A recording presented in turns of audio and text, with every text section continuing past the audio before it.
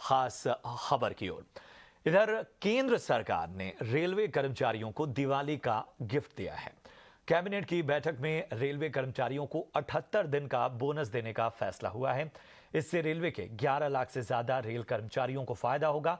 इसके साथ ही ET now स्वदेश की उस खबर पर भी मुहर लगी है जिसमें सरकार ने सरकारी ओएमसीएस को 22,000 करोड़ की अतिरिक्त सब्सिडी देने को मंजूरी दी है।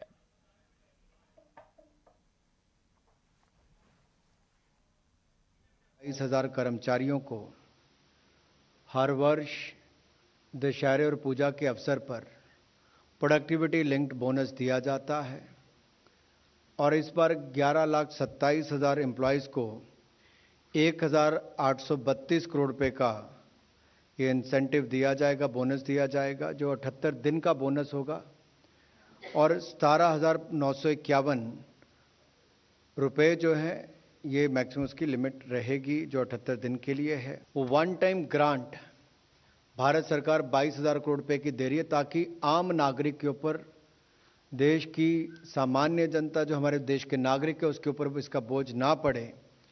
तो उसके लिए one time grant public sector undertaking की ऑयल मार्केटिंग कंपनीज को दी गई है, जिसमें इंडियन ऑयल कॉरपोरेशन लिमिटेड है, भारत पेट्रोलियम कॉरपोरेशन लिमिटेड है और हिंदुस्तान पेट्रोलियम कॉरपोरेशन लिमिटेड है। दीनदयाल पोर्ट जो कि सालाना लगभग 127 मिलियन टन की क्षमता रखता है,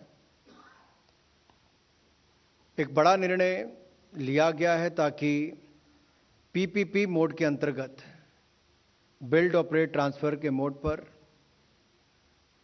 दीनदयाल उपाध्याय पोर्ट पर कंटेनर टर्मिनल बने जो टूना टेकरा में है और साथ ही साथ मल्टीपर्पस कार्गो का भी वहां पे डेवलपमेंट हो। ये दो निर्णय वहां पर लिए गए जिसको विस्तार में मैं आपको बताऊंगा, लेकिन कुल मिलाकर इन दोनों के ऊपर 5,963 करोड़ रुपया खर्च होगा। और कैबिनेट के इन अहम फैसलों पर ज्यादा जानकारी के साथ मेरे सहयोगी प्रकाश प्रियदर्शी जुड़ चुके हैं। प्रकाश, एक तरफ तो सरकार ने सौगात दी है रेलवे कर्मचारियों को, दूसरी ओर ईटी नाउ स्वदेश की उस खबर पर भी मुहर लगी है जिसमें ओएमसीएस को घाटे से उबारने की दिशा में सरकार कदम बढ़ाने की बात, हमने इसके संकेत पहले दिए थे।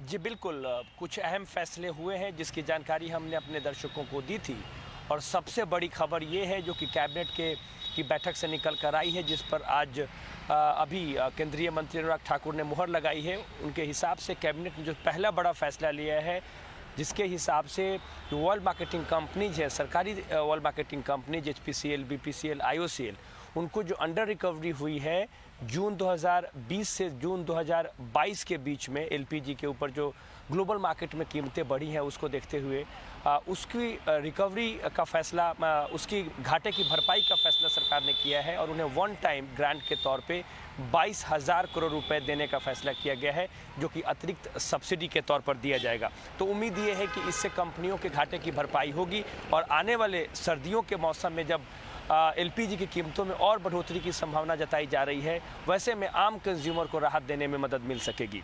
इसके अलावा एक और अहम फैसला किया है आज कैबिनेट ने, जो मल्टी सोसाइटी कोऑपरेटिव्स होती हैं, मल्टी स्टेट कोऑपरेटिव सोसाइटीज़, उसको ज़्यादा मजबूत बनाने का फैसला किया गया है।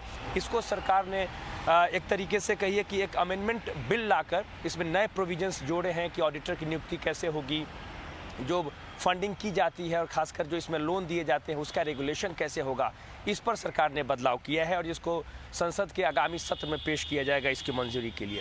इसके अलावा रेलवे कर्मचारियों के लिए राहत की खबर है। 78 डेज का जो बोनस है, त्योहारी बोनस जिसको फेस्टिव बोनस कहते हैं, उस पर कैबिनेट ने मंजूरी दे दी है।